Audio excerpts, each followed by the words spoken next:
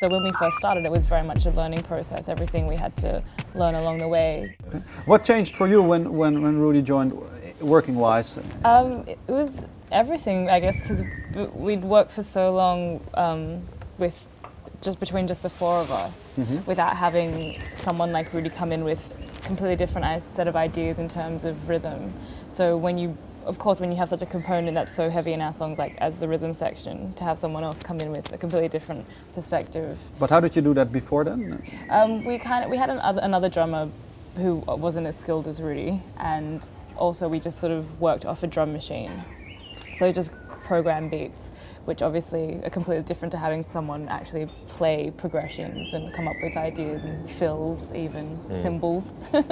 But were you as ambitious before that, or was it just more for fun, or how would you describe it? No, it was ambitious. It was definitely, I think it was maybe in some ways overly ambitious because we had all these ideas, and of course we didn't have a drummer, or we didn't necessarily have the skills. So when we first started, it was very much a learning process, everything we had to learn along the way.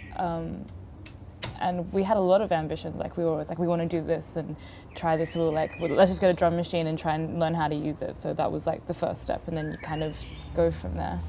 But could you just like do your thing, or did you have to maybe change your style of playing a little bit towards their sound, or how did that develop itself? Yeah, I'm not a sort of classically trained drummer or anything. I kind of taught myself how to play drums, so it wasn't so much that I had a particular sort of style locked in by learning theory of music as such, you know. And it was quite easy for me to adapt, I guess. And also because I really like the music, so for me playing drums was something, if I like it, it's a lot easier for me to adapt to the style. And I didn't really have to change my style too much. It was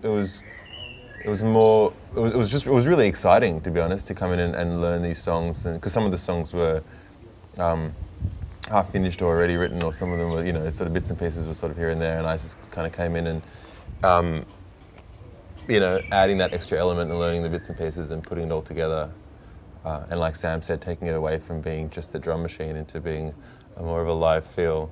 And that's interesting because now it went from being, I guess, being a drum machine into being a really live feel where it was just live drums. And then kind of back now, when we've been doing the record, back into the live show, it's kind of a mixture of the two now.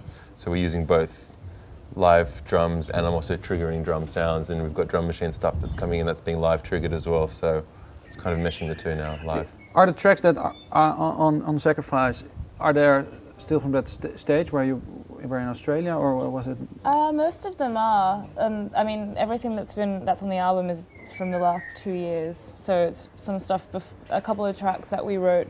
One track that we wrote before Rudy was in the band, and then most of them have been worked on with Rudy. So it's very collaborative, sort of organic songwriting process for the past 2 years, everyone together.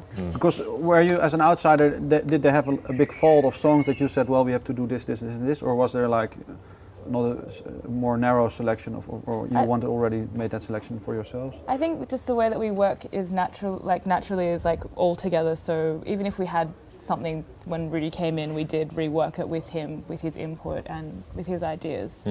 So yeah, I think that that process was working together to get to the end result. Yeah, I mean, but most of the tracks on the record we pretty much wrote together. It was something that we spent a lot of time in 2008 and 2009 just kind of locked away in a room. Shed. Yeah, well, partly in a rehearsal studio and partly. Where was this? In Australia? In Sydney, yeah. Sydney, okay. And then the other part was in Sydney. There's an area in New South Wales called the Blue Mountains, and it's this beautiful, beautiful countryside. And there's this spot there that we've got that we will go into to do some writing sessions and stuff, which was like an old sheep shearing shed that they've converted into like this cottage. So you basically would just go in there, and it was miles away from anyone. It was literally in the middle of the country, and we would just sit and just, you know, pump out ideas and write songs, and pretty much wrote the record. But it's the five of you who go there, or? Just the five of us, yeah.